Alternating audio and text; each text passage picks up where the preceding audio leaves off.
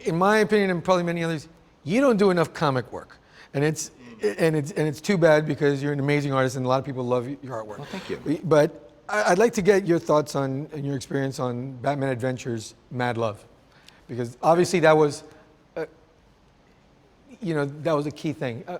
Why? One, what'd you think of it and the experience, and why the hell don't you draw more comics?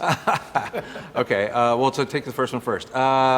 It was my first full-length professional comic. I'd done some little He-Man mini comics that I did for Mattel back in the early '80s. I'd done some color work for Malibu Comics and First Comics. And I did a little bit of work for Dave Stevens on The Rocketeer. But I hadn't really done a full-length story.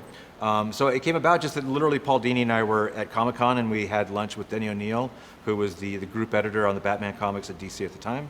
And it just came up during the conversation that, I don't remember if we suggested it or if he suggested it, but it came up that, if Paul and I wanted to do a comic, Denny said, yeah, at any time, just let us know and we'll do it. And then, so a couple months later, Paul and I were having dinner, and he goes, I've got this idea. He goes, I know what Harley's origin story is. She was the Joker's psychiatrist. And I went, oh, that's a cool idea. And so we kind of just, pitched the idea back and forth and plotted it out over dinner and then pitched it to DC and they said, yeah, go ahead and do it. So it was like, okay. It was a lot of fun. Just actually roughing the entire story out went really, really fast because I was so excited about doing it.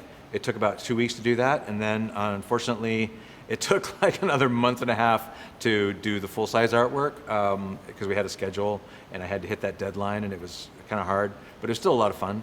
And then the aftermath of that was, again, bigger and better than I could have imagined. We got, a lot of interesting attention and critical acclaim, and then we won some awards. And the idea that Paul originally came up with about her being his psychiatrist and then being twisted by him is obviously that's her big important origin now.